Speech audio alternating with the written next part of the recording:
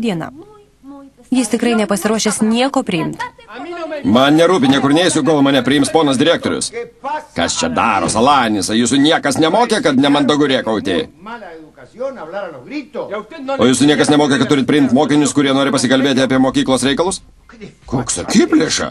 Tu pat rašyk jam pastabą. Tikrai? Kas pasirašys? Mano mama? Ar mano tėvelis? Gal tėvelis? Juk jis mokyklos savininkas, kas? Grasinat? Supraskit, kaip norit. Na gerai.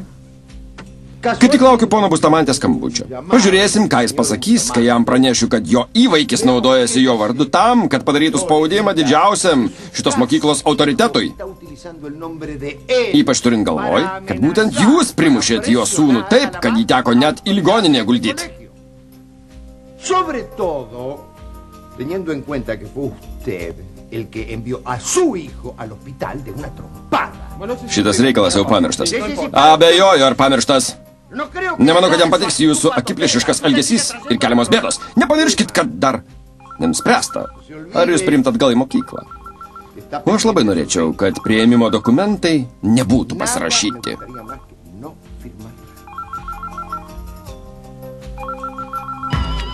Gailitė, Salanisai? Atsiprašau, ponia direktorių. Alio. Bustamante, kaip laikotės? Taip, laukiu jūsų skambučio. Naujienų? Ne, nėra. Faksą? Taip, nusinčiau faksogramą su dokumentais, kurių prašėt. Taip. Jūsų paslaugoms, ponia Bustamante. Labai gerai. Pasikalbėję žmonės vienas kitą supranta. Ištaisit savo klaidą, jaunuolį, Alanisai. Eikit, eikit. Ačiū, ponė direktorių. Eikit savo, eikit, kol nepersigalvojau. Nežinau. Man atrodo, kad darydami tą testą apsiriko. Taip, taip. Man irgi taip atrodo. Ne man vienam taip atrodo. Daugam. Vargšelis. Nežinau, man jo gaila. Man irgi, vargšelis, jis nekaltas. Bendraklasiai naudojasi jo gerumu ir visur siuntinėja. Vargšelis.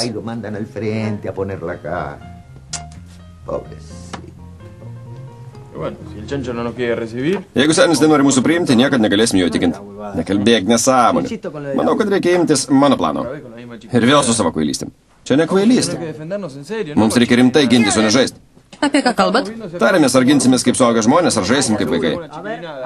Nagi, suaugę žmogau, ką siūlai? Turim visi susirinkti. Neturi ką pasiūlyti. Neturi. Turiu. Jeigu norim imtis rimtų veiksmų, turim visi susitarti. Žinoma, taip. Ne. Dabar pat noriu sužinot, ką darysim. Pablai, tu ne pasaulio bamba. Pasitarsim, kai visi susirinksim. Vienas prieš du.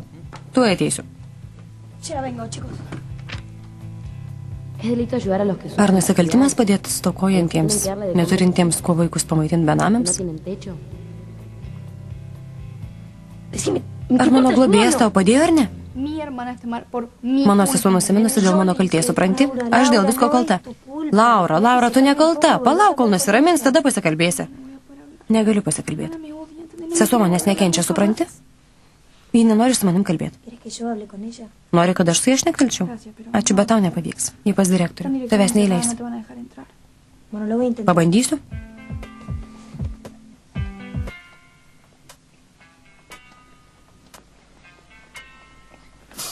Ką darai? Atsiprašau, nenoriu kalbėtis. Gerai. Štai postmodernus kadras. Žmogus bėga nuo pasaulio užsikimšęs ausis. Tipiškas patarėjas, kuris pats elgiasi priešingai, nei patarė kitiems. Galiu užsikimšti, atstok. Gerai, užsikimšiu. Nutilsiu, bet pirmą pasakyk, kodėl tau nepatiko, kai pabučiavau. Man nepatinka tušti poelgiai. Tu mane pabučiavai, nes jautėsi skolinga, nors aš tau nerūpiu. Nesąmonė, nekalbėk nesąmonių. Nežinai, ką jaučiu, nežinai, kas dedasi mano širdį. Žinau daug daugiau, nei tau atrodo. Tikrai? Taip. Aš irgi norėčiau apie tave sužinoti. Noriu apie tave sužinoti tiek, kiek tu žinai apie mane. Aš toks, kokį matai.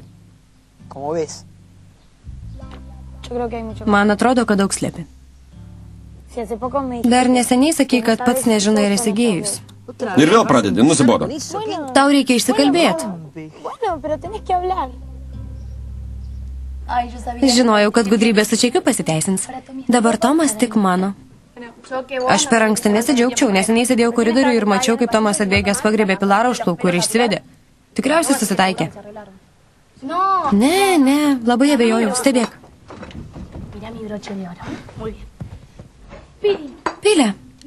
Pilė, sužinojau, kad su Tomu išsiskyriai. Neliūdėk, pagalvok daug geriau anksčiau suprast, kad vaikinas tavęs nemyli. Kaip tau negėda taip kalbėti, Solė? Palauk, ką aš tau padariau? Kas tau daros, Pilė? Žinau, kad tu paspendys pasus. Kas čia dabar? Įsiskirkit! 2 minutėm išeinu iš čia, kyla karas. Einam, Rivarolo. Ne. Einam. Aš nieko dėta, pasakyk, kad nieko nepadariau. Pilara pradėjo. Man nerūpia, einam, Rivarolo. Beprotė. Ne, Blasai įkalta. Dieve mano. Žinoma, tavęs niekas nebaudžia, nes tu direktorius mylimoji dukrelė. Kvaiša ragana. Pilara, Dieve mano. Jei tavęs nemyli, susitaikyk su to. Mama, negaliu jų pakęst. Ar man taip tik atrodo, ar top grupiai galas?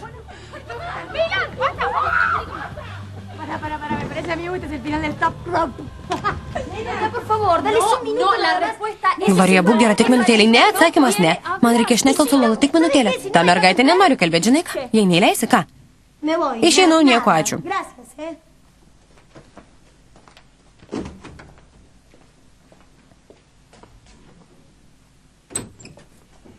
Glorija. Kas atsitiko? Turi minutėlę. Antonijus tau nori šitą pasakyti. Nepasakyto paklausk. Kodėl man melavai? Aš? Glorija, Oktavijus man viską papasakojo. Kai buvau mažas, man sakydavo, kad turiu ilgą liežuvį. Nepyk, Glorija.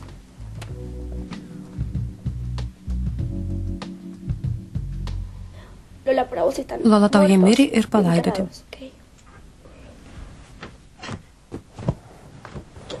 Ką darai? Man durys nepatinka. Kai galiu, lipu pro langą, juokauju. Aš nenusiteikus juokauti. Negi Laura viską išplėpėjo. Pirma, neišplėpėjo, o papasakojo. Antra vertus, pasakė, nes žinojo, kad galiu tave suprasti.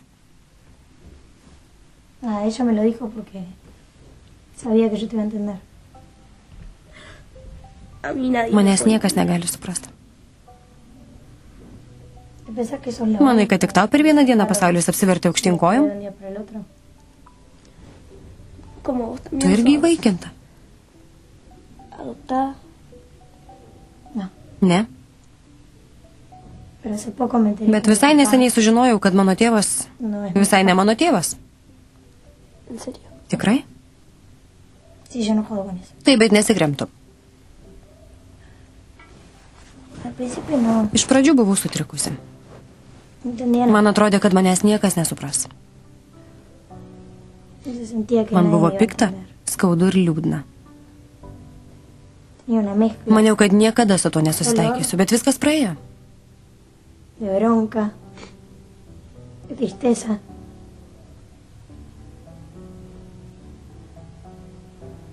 Pensé que nunca lo iba a poder superar.